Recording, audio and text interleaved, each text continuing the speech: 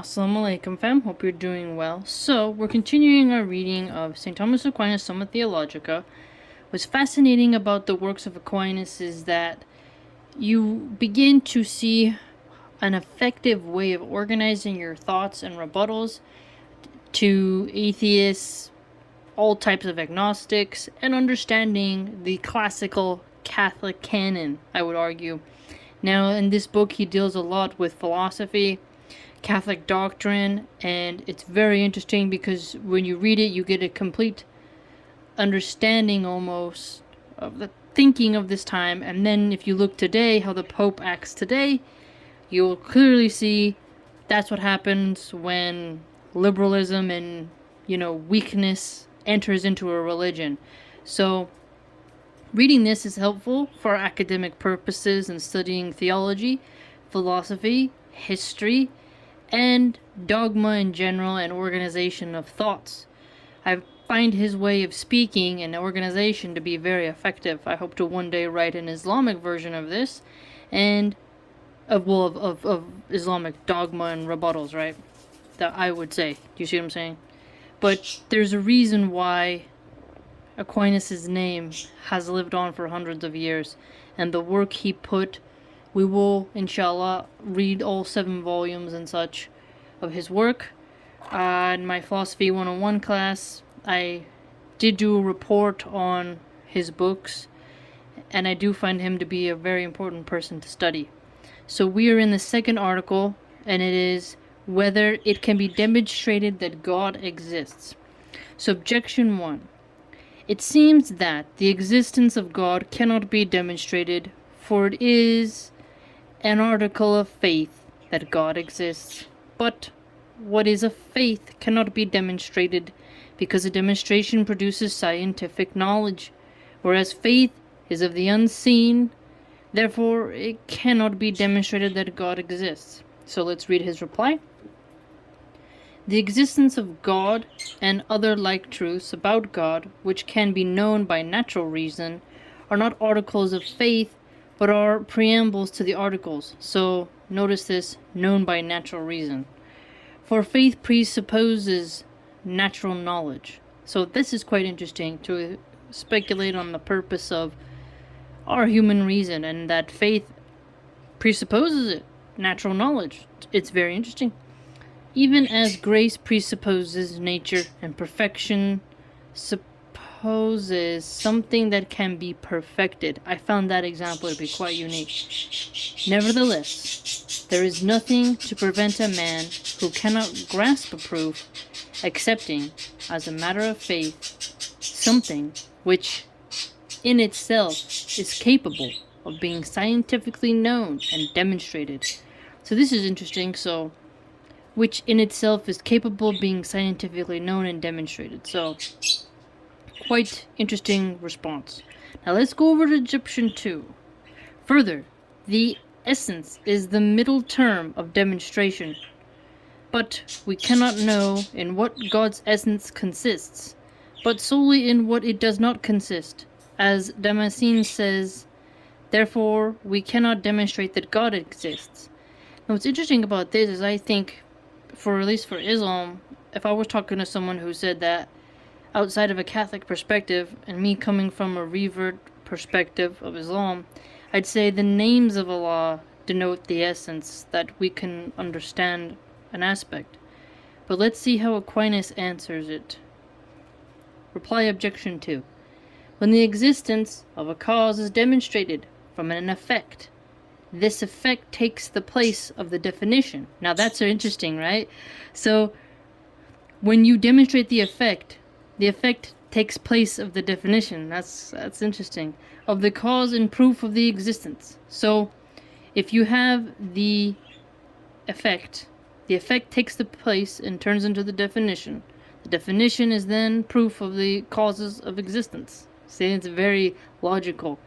This is especially the case in regard to God, because in order to prove the existence of anything, it is necessary to accept as a middle term the meaning of the word, and not its essence. So this is interesting, the meaning of the word versus the essence. For the question of its essence follows on the question of its existence. Very good, man. He's an intellectual, no doubt. Now, the names given to God are derived from his effects. No, this, you see, like, it's really interesting when I think of Islam having the 99 names of Allah, and that's part of the Aqidah, right, to know his attributes, right, and through the attributes you study the essence. And here, even a Catholic is saying that the names given to God are derived from his effects. Very interesting, right? Consequently, in demonstrating the existence of God from his effects. So demonstrating the existence of God through effects, you see? And remember that effects, once that shows how a term relates to taking place to the definition, that's proof of the cause of existence, remember? The existence of God from his effects, we may take forward the middle term, the meaning of the word God. So God as a sort of middle term where humans can grasp the sort of existence of such an entity, such a magnificent being, right? Very interesting. Now, objection 3. Further, if the existence of God were demonstrated, this could only be from his effects. But his effects are not proportionate to him, since he is infinite and his effects are finite, and between the finite and infinite there is no proportion. That is a hard one to answer, right? Between the finite and the infinite there is no proportion. What would you call that? The middle way? Let's see. Therefore, since a cause cannot be demonstrated, wow, that's interesting. A cause be demonstrated by an effect not proportionate to it, it seems that the existence of God cannot be demonstrated. Spicy. Alright. Reply objection 3.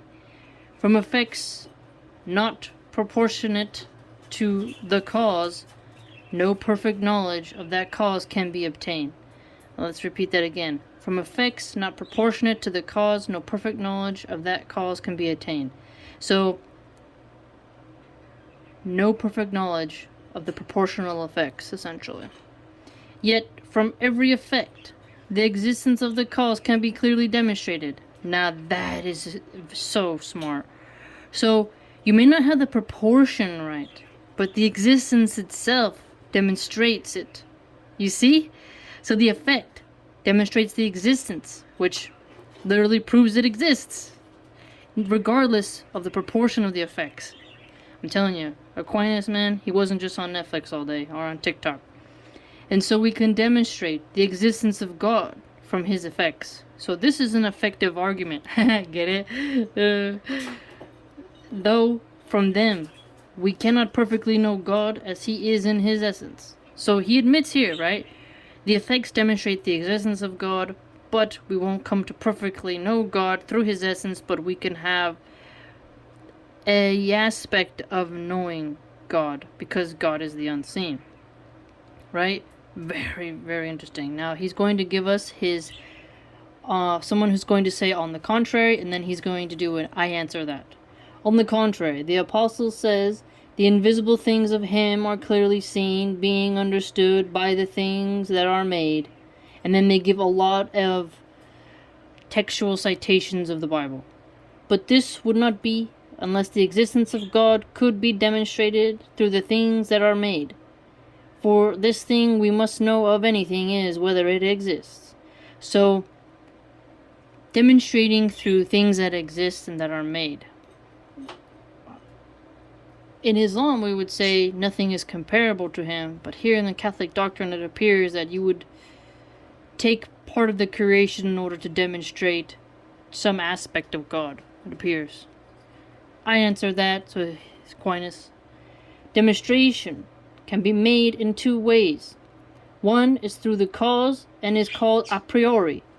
This is a very important term for intellectuals. A priori and a posteriori. A priori is before sense experience.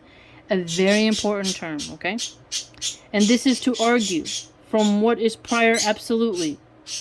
What's prior absolutely. So what has come before? Others have argued that some children being endowed with mathematical knowledge is an a priori knowledge given by God. Some people have argued being a genius is an a priori thing. I mean, it's really remarkable the extensive, deep discussions about a priori and a posteriori knowledge. Okay? The other is through the effect, and is called a demonstration a posteriori, the other term, okay? So after sense experience. This is to argue from what is priorly known to us than its cause. So, to argue from what is relatively only to us. It's just brilliant. Brilliant.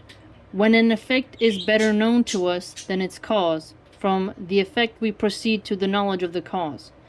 This is interesting, right? From the effect we proceed to the knowledge of the cause. Starting from the effect, going down the path of knowledge to discover the cause.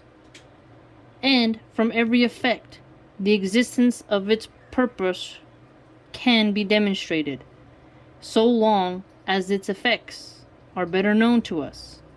So, the effects here play a huge role in our discovery of the existence of God. Because since every effect depends upon its cause, remember that. The effects depending upon the cause. If the effect exists, the cause must pre-exist. Oh, yes. Think about that. Think about that. So the cause must pre-exist. So that's, remember when he gave you the a priori example, right? Hence, evident to us. Hence, the existence of God, in so far as it is not self-evident to us, can be demonstrated from those of his effects which are known to us. So God can be demonstrated through the effects that are known to us. So, remember, faith presupposes natural knowledge, which is a priori, right? So, the names that are given to God are derived from his effects, and then the effects will help to demonstrate the existence of God, because God is known through the effects, because he's the first cause. You see? Very, very deep topic, right? So remember, from every effect, the existence of the cause leads to the demonstration. And when something has been demonstrated, that then shows you that there is the existence, because the existence is the cause that leads to the effects. So this is very important in deep discussions of theology and life itself, really. So remember, second article, question 2 of Aquinas' volume 1, right? So it's very potent, very potent. I hope you enjoyed. Quite nerdy, quite technical, but deeply intelligent.